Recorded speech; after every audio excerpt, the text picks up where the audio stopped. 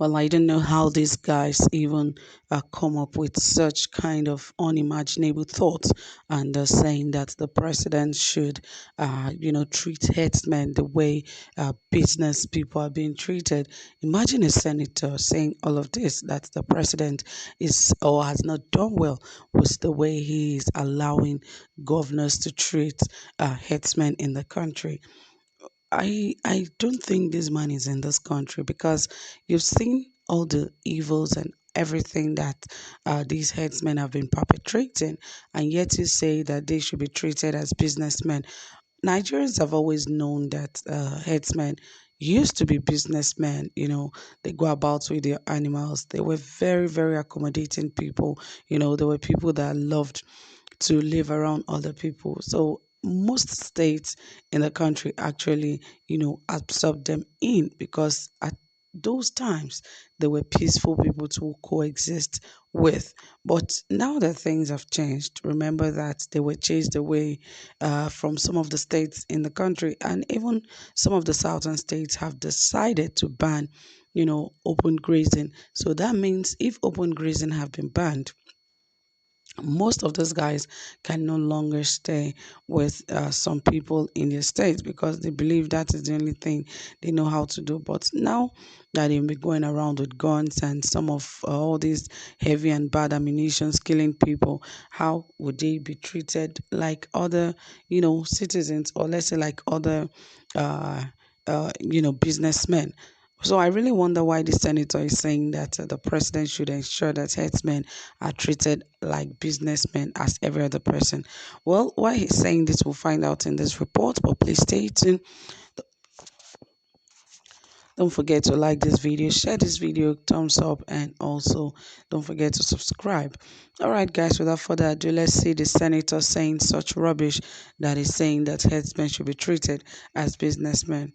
Yes, Senator representing Nasarawa West Senatorial District and former governor of Nasarawa State, Abdullahi Adamu, said government owes it a duty to treat headsmen the way other citizens are being treated. He spoke at a media party with Senate Press Corps in Abuja on Monday, saying that the hullabaloo about herdsmen in Nigeria were unnecessary given that they are also Nigerians and should be protected by government at various levels. He lamented that herders, because of their calling, don't enjoy infrastructure like good roads, electricity, pipe, pipe-borne water, and the likes. Yet their rights were being stampeded. According to according to him, government should make funds available to herdsmen pursuing their legitimate business the same way businessmen across the country have access to funds from the national treasury. He said the government has a duty like the way it's treating businessmen in Alaba, Onitsha, Kano, and Port Harcourt to treat herdsmen too because they are Nigerians. These provisions are public funds. They are not from the private fund of any governor or senator.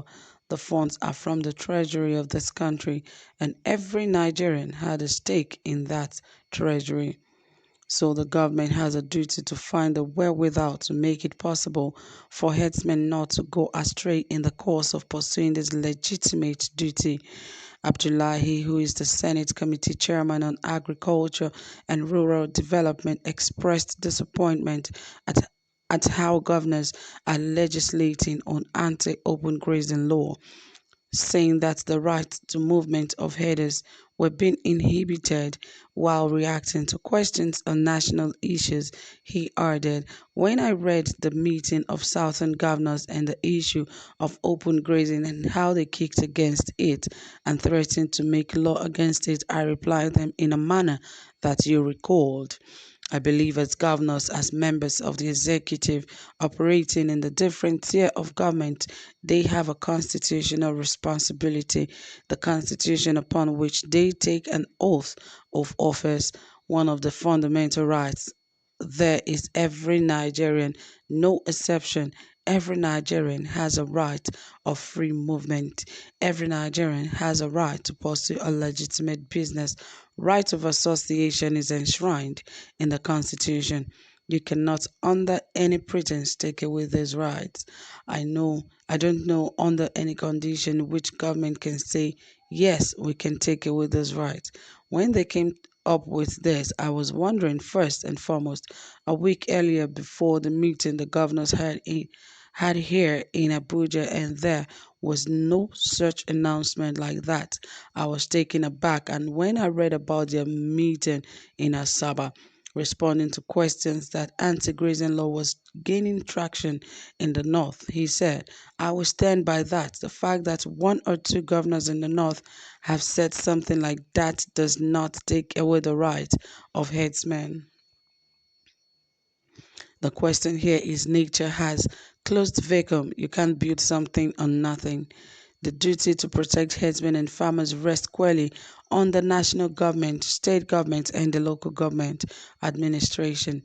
The question here is, has the government done what it is supposed to do to protect Nigerians who are in the calling, in that profession, and in that trade?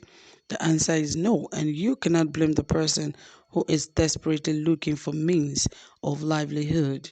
However, this does not excuse somebody who is pursuing his right from doing harm to somebody's right. I must be very clear on this.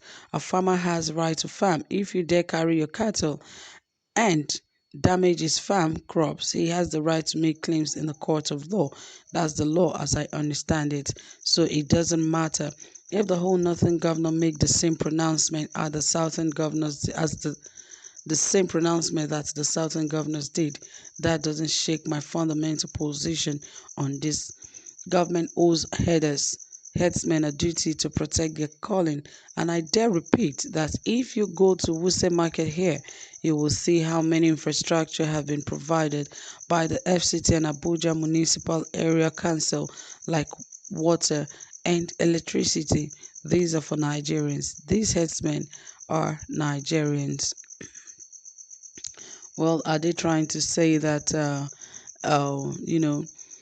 these headsmen should keep going around grazing openly? Because when people make such statements, they should be very clear on exactly what they're saying. Now, southern governors are saying that all of this open grazing just doesn't go well with the recent real life happenings of today.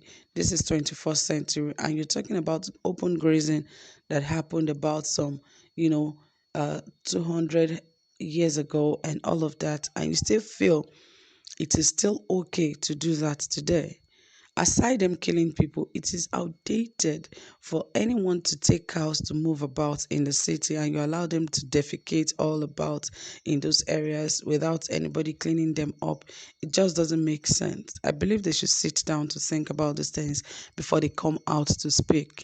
So guys, that is it. Please drop a comment. Let's hear from you, and also give this video a thumbs up. Do have a pleasant time. Bye for now.